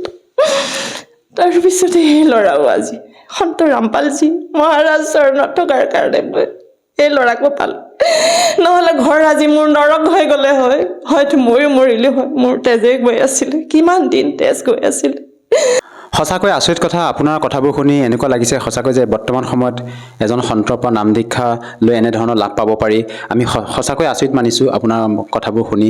আৰু আপুনি নিজে মত ব্যক্ত কৰিলে পূৰ্বতে আপুনি যিবিলাক সাধনা কৰি আছিলে তাৰ দ্বাৰা আপোনাৰ কোনো ধৰণৰ লাভ হোৱা নাছিলে, আৰু বৰ্তমান আপুনি তেখেতৰ পৰা নাম দীক্ষা লোৱাৰ পিছতে আপুনি শাৰীৰিকভাৱে হওক বিভিন্ন ধৰণৰ লাভ পাইছে বা আৰ্থিকভাৱে হওক। এতিয়া আপোনাৰ পৰা জানিব বিচাৰিছোঁ, আচলতে সন্ত ৰামপাল গুৰু মহাৰাজে আপোনালোকক এনেকুৱা কি ভক্তিবিধি প্ৰদান কৰে যাৰ বাবে নেকি আজি এনেধৰণৰ আপুনি লাভ পাবলৈ সক্ষম হৈছে? সন্ত ৰামপালজী মহাৰাজে সত্য ভক্তি দিয়ে, শাস্ত্ৰৰ প্ৰমাণ দেখুৱাই পেলাই ভক্তি দিয়ে, আৰু যিবিলাক মন্ত্ৰ দিয়ে সেয়া সত্য মন্ত্ৰ। সেয়া মন্ত্ৰৰ দ্বাৰাই আমি ভক্তি কৰি লাভ কৰিব পাৰিছোঁ। আগতে আমি যিবিলাক শাস্ত্ৰৰ বিধি অনুকূল কৰা নাছিলোঁ, লোকবেদ কৰিছিলোঁ, সেইবিলাক মন্ত্ৰ কোনো মানে বেদত বা 4 বেদ বা গীতা যিকোনো কোৰাণ পুৰাণ সেইবিলাকত কোনো প্ৰমাণিত নাই। সেইটো মুখে মুখে চলি অহা লোকবেদৰ আছিল। সেইকাৰণে আমাৰ সেই ভক্তিবোৰ শুদ্ধ নহৈছিল। এতিয়া ৰামপালজী মহাৰাজে যিবিলাক ভক্তি দিয়ে সেইবিলাক শাস্ত্ৰৰ বিধিমতে দিয়ে, সেইটো কাৰণে আমাৰ লাভ হৈছে। ইয়াৰ উপৰিও আপুনি আৰু অন্য কিবা লাভ পাইছেনে? হয়, মই বহুত পাইছোঁ। 1 নম্বৰতে পাইছোঁ নিজৰ জীৱনটো মুক্তি। মানুহৰ জীৱন বোলে বাৰে বাৰে নাপায়, এবাৰে পায়। সেয়েহে মানুহৰ জীৱন পাইছোঁ যেতিয়া, এতিয়া ৰামপালজী মহাৰাজৰ ভক্তি কৰি এতিয়া মোক্ষ পাম বুলি আশা আছে আৰু মোক্ষ পাব বুলি প্ৰমাণ আছে। সেয়েহে আমি সেইটো লাভ পাইছোঁ। 2 নম্বৰ, মই শাৰীৰিক কিমান বেমাৰ আজাৰৰ পৰা সেইটো। 3 নম্বৰত আৰ্থিক অৱস্থা, সেয়াও বহুত কষ্ট আছিল। কেতিয়াবাতো হয়তো 10 টকাও নাছিল। কিন্তু আজি ৰামপালজী মহাৰাজৰ চৰণত অহা আজি 5 বছৰ হ'ল, কোনো দিন পইচাৰ অভাৱ হোৱা নাই। আগতে যিবিলাক কষ্ট আছিল সেই কষ্ট এতিয়া নাই। কোন ফালৰ পৰা আহে? আজি যদি পইচা নাই, হে গুৰুজী আজি মোৰ পইচা নাই, মই আজি সৎসংগতো যাব নোৱাৰিম, এনেকৈ বুলি কোৱাৰ পিছতো কোনোবা ফালৰ পৰা নহয় কোনোবা ফালৰ পৰা ওলাই মানে টকা। তেনেকুৱা কোনো দিন আমি অভাৱ পোৱা নাই আৰু ধুনীয়াকৈ ঘৰখন চলি গৈছে। আজি 5টা বছৰ বেপাৰ বাণিজ্যও ধুনীয়াকৈ চলিছে। ডাঙৰ ল'ৰাও এতিয়া নিজে দোকান চোকান দিছে, ধুনীয়াকৈ চলি গৈছে। আমি খুব সুখেৰে আছোঁ। মানুহে কয় আগতে স্বৰ্গৰ বোলে মৰাৰ পিছত স্বৰ্গ পায় বুলি কয়, কিন্তু আজি আমি সন্ত ৰামপালজী মহাৰাজৰ চৰণত আহি এই ইয়াতে স্বৰ্গ পাইছোঁ। বহুত ধুনীয়া স্বৰ্গ। আমি বহুত সুখতে আছোঁ। আগতে যিখিনি ইমান দুখ আছিল, অশান্তি আছিল, বেমাৰ আজাৰৰ পৰা অশান্তি, টকা পইচাৰ পৰা অশান্তি, ঘৰত হাই কাজিয়া, অলপতে খঙা, এইজনৰ খং, এটাৰ খং নুঠিলে আৰু এজনৰ খং উঠে। কিন্তু আজি সেয়া সকলো শেষ হ'ল সন্ত ৰামপালজী মহাৰাজৰ চৰণত অহাৰ কাৰণে। বহুত সুখত আছোঁ আমি। আপুনি যিহেতু সন্ত ৰামপাল গুৰুমহাৰাজৰ পৰা নাম দীক্ষা লোৱাৰ পিছতে আপুনি বিভিন্ন প্ৰকাৰে লাভ পালে। আজি আপোনাক টিভি স্ক্ৰীণত যিসকল দৰ্শকে প্ৰত্যক্ষ কৰি আছে, আপুনি তেওঁলোকক কি বাৰ্তা দিব বিচাৰে যাতে তেওঁলোকেও সৎভক্তি কৰি আপোনাৰ দৰে উপকৃত হ'ব পাৰে? হয়, মইনো কি বাৰ্তা দিম? এইটোৱে সমাজক, ৰাইজক মই প্ৰাৰ্থনা কৰোঁ যাতে তেওঁলোকে এবাৰে 84 লাখৰ পিছতহে বোলে মানুহৰ জন্ম পায়, বাৰে বাৰে নাপায়। সেইটো কাৰণেহে আজি মই এইটোৱে প্ৰাৰ্থনা কৰোঁ গোটেই ৰাইজকে, মোৰ আইসকলক, মোৰ বাই ভনী, মোৰ দেউতাসকল, মোৰ দাদা ভণ্টি ভাইটি, মোৰ ল'ৰা সম্বন্ধীয় ল'ৰা ছোৱালীসকলকো, সকলোকে মই সেইটোৱে প্ৰাৰ্থনা কৰোঁ। আহক আপোনালোকে সন্ত ৰামপালজী মহাৰাজৰ চৰণত আহি নাম দীক্ষা লওক। ঘৰত আপোনালোকৰ দুখ হৈ আছে, হয়তো মোৰ নিচিনা বহুতো দুখত আছে। অকল যে মোৰে দুখ এনেকুৱা নহয়, বহুতৰো দুখ থাকে। কাৰোবাৰ বেমাৰ আজাৰৰ দুখ, কাৰোবাৰ আৰ্থিক অৱস্থা, কাৰোবাৰ সদায় কাজিয়া পেচাল, ঘৰত অশান্তি, টকা পইচা থাকিলেও মানুহৰ শান্তি নাই, কাৰোবাৰ হয়তো টকা পইচা নাই, এমুঠি ভাতৰ কাৰণে হাহাকাৰ, সেয়া সকলো দূৰ হ'ব। মই যদি আজি সন্ত ৰামপালজী মহাৰাজৰ চৰণত দীক্ষা লৈ যদি আজি ভক্তি কৰি মই যদি সুখ পাইছোঁ, মোৰ নিচিনা বহুতো দুখত থকা মানুহ আছে, তেওঁলোকে সুখ পাব। গতিকে আহক তেওঁলোকেও সন্ত ৰামপালজী মহাৰাজৰ চৰণত আহি দীক্ষা লৈ নিজৰ জীৱন সফল কৰক। যিহেতু আপুনি সন্ত ৰামপাল গুৰুমহাৰাজৰ পৰা দীক্ষা লোৱাৰ পিছতে আপুনি বিভিন্ন প্ৰকাৰে লাভ পালে, আপুনি নিজে মত ব্যক্ত কৰিলে। কোনো লোকে যদি সন্ত ৰামপাল গুৰুমহাৰাজৰ পৰা সহজভাৱে নাম দীক্ষা ল'ব বিচাৰে, কেনেকৈ ল'ব পাৰিব? আজিকালিতো মোবাইলৰ যুগ, সকলো মানুহৰে হাতে হাতে মোবাইল ফোন থাকে। তাতে মোবাইল ফোনত ইউটিউবত চাৰ্চ কৰিলে সন্ত ৰামপালজী মহাৰাজৰ সৎসং আহে। সেই তাতে সৎসঙৰ তলত এটা নাম্বাৰ দিয়া থাকে। সেই নাম্বাৰ মতে যোগাযোগ কৰিলে আপোনালোকে যোনটো ঠাইত নামদান কেন্দ্ৰ থাকে তাত গৈ বা সেইটো নাম্বাৰতে আপোনালোকে ফোন কৰিলে তেওঁলোকে ঠিকনা দিব।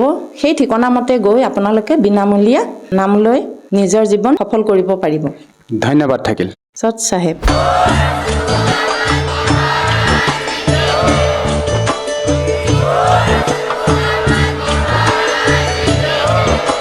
আপুনি শুনি আছিলে জগতগুৰু তত্ত্বদৰ্শী সন্ত ৰামপাল গুৰু মহাৰাজৰ মংগল প্ৰবচন। অধিক জানিবৰ বাবে ভিজিট কৰক www.jagatgururampalji.org। সন্ত ৰামপাল গুৰু মহাৰাজৰ শুভ আশীৰ্বাদত সমগ্ৰ বিশ্বতে 500তকৈ অধিক নাম দীক্ষা কেন্দ্ৰ আছে। য'ত সন্ত ৰামপাল গুৰু মহাৰাজৰ দ্বাৰা বিনামূলীয়াকৈ নাম দীক্ষা দি থকা হৈছে। আপোনাৰ ওচৰৰ নাম দীক্ষা কেন্দ্ৰৰ ঠিকনা জানিবলৈ সম্পৰ্ক কৰক 7082208528।